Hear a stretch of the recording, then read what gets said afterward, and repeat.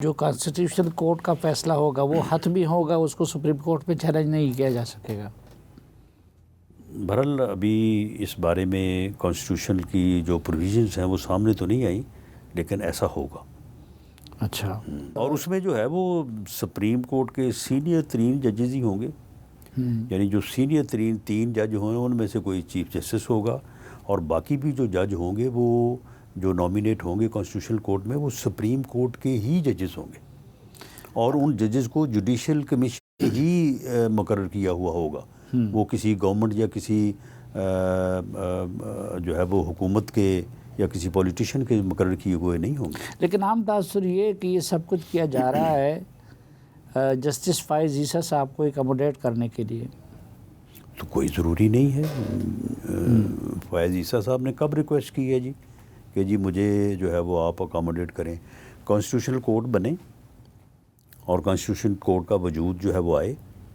اگر یہ بات صرف اس بنیاد کے اوپر مخالفت ہے کہ جو پہلا چیف جسٹس، جو پہلے 3 سینئر 3 ججز ہیں ان میں قاضی فیض عیسیٰ صاحب کو کی بجائے کسی اور کو جو ہے وہ لگا دیا جائے اور اس سے سارا قضیہ جو ہے وہ حل ہو جاتا ہے، تو میرا خیال ہے تو قاضی فیض عیسیٰ صاحب خود کہیں گے کہ جناب آپ مجھ سے نیکسٹ کو لگا دیں یا اس سے نیکسٹ کو لگا دیں، تو مجھے نہ لگائیں۔ انہوں نے کبھی بھی اس قسم کا جو ہے وہ خیال کا اظہار نہیں کیا کہ جی مجھے اکاموڈیٹ کرنے کے لیے سارا کچھ کریں آپ۔ اس کے علاوہ کون سے آئینی ترامیم اور کون سے آئینی اصلاحات پیش نظر ہیں؟ دیکھیں اس میں جو ہے یہ جو آئینی ترامیم سے متعلق جو معاملہ پچھلے دنوں جو ہے وہ ایک ہیجانی کیفیت میں مبتلا یعنی رہا، بلکہ سبھی کو کیے رکھا، تو اس میں معاملہ یہی تھا کہ پہلے جب بات ہوئی حضرت مولانا فضل الرحمان صاحب سے ہماری نیگوشیشن ٹیم کی، تو یہ بات ہوئی کہ جی یہ کوئی بہت اچھی امینڈمنٹس ہم کرنا چاہتے ہیں، تو انہوں نے بھی کہا جی ٹھیک ہے بالکل اچھی امینڈمنٹس ہونی چاہیے۔ تو اس کے بعد پھر جو ہے وہ اسی بات کو کافی سمجھا گیا اور اجلاس بلا لیا۔ جب اجلاس بلایا تو پھر اس کے بعد بات آئی کہ جی امینڈمنٹس جو اچھی ہونے جا رہی ہیں تو بتائیں کہ وہ کون سی ہیں۔ تو اب پھر وہ ڈرافٹ جو ہے جو کہ میری ناقص رائے میں پہلے ہی ڈسکس ہو کے اس کے اوپر امپلائڈلی کنسنسس ہو جانا چاہیے تھا، اور اس کے بعد پھر اجلاس اور اس کے بعد پھر میڈیا کے اوپر یہ بات ساری جو ہے وہ ڈسکس ہونی چاہیے تھی۔ تو جو ایسا نہ ہو سکا، اور جب پھر یہ چیز سامنے آئی تو اب وہ ڈرافٹ جو ہے وہ 2-3 ہیں۔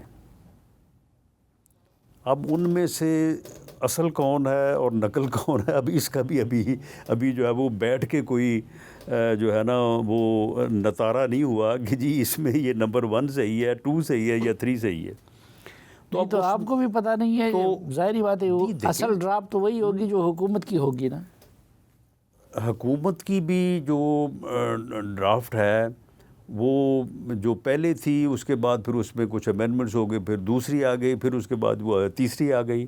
اچھا اب جو ہے وہ 3 ڈرافٹ جو ہے وہ بن رہے ہیں اس 3 وقت۔ حکومت کے الگ ہو گئے، مولانا فضل الرحمان صاحب علیحدہ بنا رہے ہیں، ہاں جی، اس کے اوپر وہ کام کر رہے ہیں۔ اس کے بعد پیپلز پارٹی بلاول بھٹو زرداری صاحب بھی بنا رہے ہیں، اور حکومت تو پھر ہے ہی ہے۔ ہاں جی۔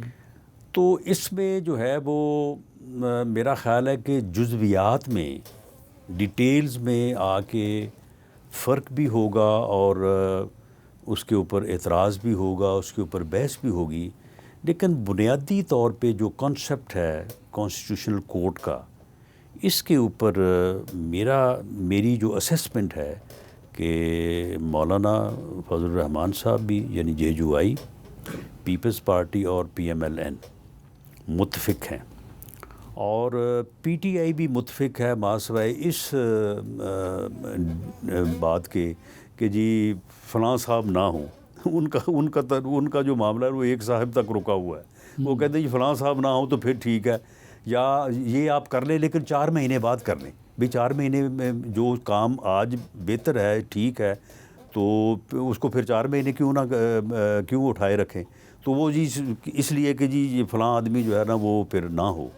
تو میرا خیال ہے کہ اس ایک بیسک جو پوائنٹ ہے اس کے اوپر تو کنسنسس ہے.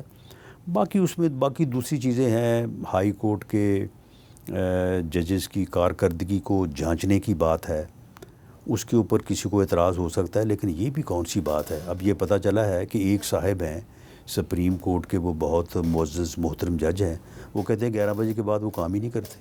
بھئی یہ کون سی بات ہے کہ 11 بجے کے بعد آپ نے کام ہی نہیں کرنا. اور پھر چھٹیاں جو ہے وہ یعنی کوئی سال میں 200 دن تو ویسے ہی وہ چھٹیوں میں چلے جاتے ہیں. تو یہ جو چیزیں ہیں, ہم یہ تو نہیں کہہ رہے کہ آپ کیبنٹ کو اختیار دے دیں کہ کیبنٹ جو ہے وہ ہائی کورٹ یا سپریم کورٹ کے ججز کا جو ہے وہ دیکھے کہ وہ کام کر رہے ہیں نہیں کر رہے, یا کس ہے. جوڈیشل کمیشن دیکھے.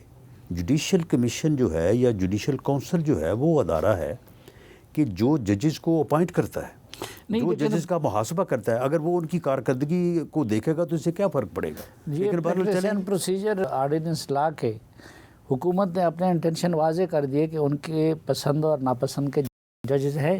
نہیں, ہم نے اس میں جو ہے وہ جو یہ پریکٹس اینڈ پروسیجر ایکٹ میں جو تبدیلی کی گئی ہے, دیکھیں سپریم کورٹ کے چیف جسٹس کو ایسا اختیار کہ اپنی ہی ذات میں وہ جو چاہیں کریں, کسی سے مشورہ بھی نہ کریں, وہ بھی ٹھیک نہیں تھا. اس کے بھی بڑے نقصانات ہوئے ہیں. اور ہم نے ایسے دیکھا ہے کہ سیریز آف کیسز جو ہے 3 ہی جج ہیں, اور سب کو پہلے پتہ ہوتا تھا کہ اب اس کا یہ فیصلہ ہوگا. اور پھر 63A کا جو فیصلہ ہوا, وہ جس دن بینچ بنا پتہ لگ گیا تھا کہ یہی ہوگا. پھر بعض کیسز کو جو ہے وہ سال لگایا ہی نہیں گیا, یہ بھی غلط تھا.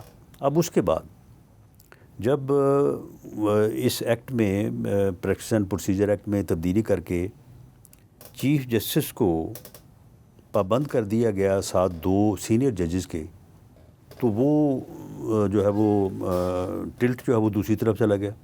اب اگر نمبر 2 اور نمبر 3 جو ہے وہ ایک بات پہ متفق ہو جائیں تو چیف جسٹس صاحب فارغ.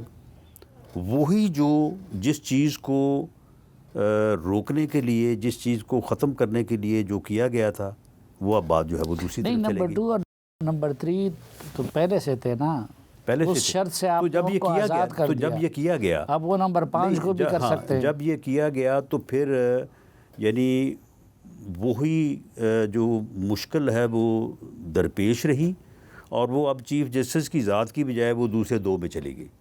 تو میرا خیال ہے کہ اب جو امینڈمنٹ کی گئی ہے وہ بہتر ہے کہ چیف جسٹس کی پوزیشن کو مستحکم کیا گیا ہے, لیکن اسے یہ پابند کیا گیا ہے کہ وہ مشورہ ضرور کرے.